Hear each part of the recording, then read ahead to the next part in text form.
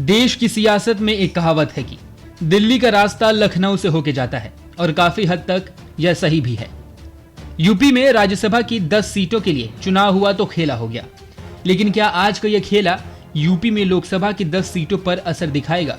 आज को opinion poll इन्हीं सब बातों के इर्द गिर्द यूपी की जनता की नब्ज को टटोलने की कोशिश करेगा। जनता की नब्ज पकड़ने के लिए एक्सिस माई इंडिया ने एक ओपिनियन पोल किया है, तो चलिए आपको बताते हैं यूपी की जनता इस बार किसे वोट करने वाली है। यूपी को ओपिनियन पोल के लिए 6 भागों में बांटा गया है। पूर्वांचल को 29 सीटें, अवध को 14 सीटें, बुंदेलखंड को 4 सीटें, मध्य यूपी या सेंट्रल यूपी को 14 सीटें, रोहिलखंड को 11 सीटें और पश्चिमी यूपी को 8 सीटें दी गई हैं।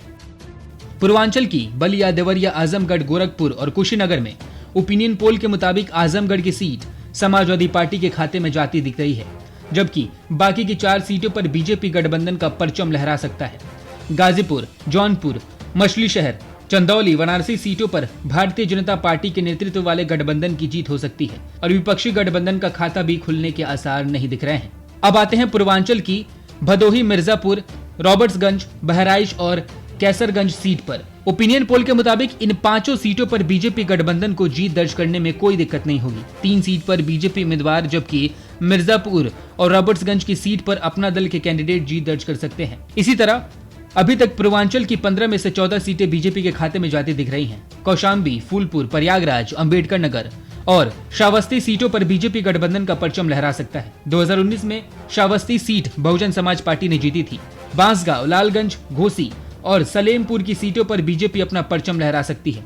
पूर्वांचल की गोंडा, डुमरियागंज, बस्ती, संत कबीर नगर और महाराजगंज सीटों का ओपिनियन पोल भी सामने आ चुका है। इसके मुताबिक इन सीटों पर भारतीय जनता पार्टी का परचम लहरा सकता है।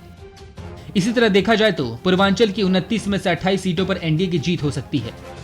पूर्वांचल के बाद अब नंबर आता है अवध का। यहाँ की कुल 5 सीटें अयोध्या, बाराबंकी, लखनऊ, रायबरेली और अमेठी का ओपिनियन पोल सामने आ चुका है।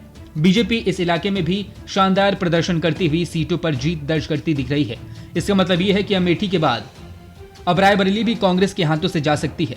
अवध की अगली 5 सीटों पर सुल्तानपुर, प्रतापगढ़, खीरी, धौरहरा और सीतापुर की सीटों पर पिछले चुनाव में बीजेपी ने जीत दर्ज की थी और इस बार भी ये सीटें बीजेपी के पास रहने की पूरी संभावनाएं बताई जा रही हैं। हरदोई, मिश्रिख, उन्नाव, मोहनलालगंज भी बीजेपी के पास है। ओपिनियन पोल के मुताबिक बीजेपी अवध की इन 4 सीटों पर एक बार फिर से जीत दर्ज कर सकती है।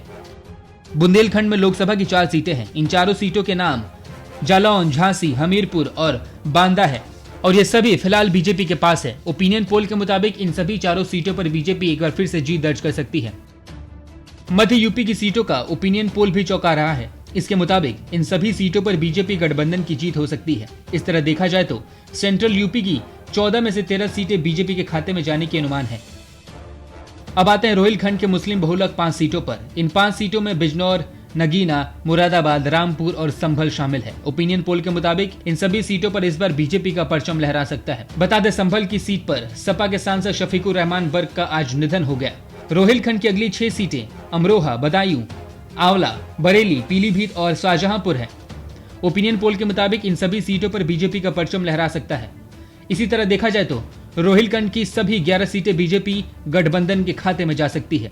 पश्चिमी यूपी की 8 सीटों पर भी इंडिया अलायंस बेदम नजर आ रहा है। बीजेपी गठबंधन यहां सहारनपुर, कैराना, मुजफ्फरनगर, मेरठ, बागपत, गाजियाबाद, बुलंदशहर और गौतम बुद्ध नगर की सीटों पर भी जीत दर्ज करती दिख रही है। इसी तरह यूपी की 80 में से 78 सीटें एनडीए के खाते में जाती नजर आती हैं। नमस्कार, मैं हूं मानक गुप्ता। अगर आपको हमारा ये वीडियो पसंद आया हो तो इसे लाइक और शेयर जरूर करें और हाँ, हमें सब्सक्राइब और फॉलो करना ना भूलें ताकि आप देश और दुनिया की कोई खबर मिस ना करें। तो जुड़े रहिए हमारे साथ और देखते रहिए न्यूज़ 24।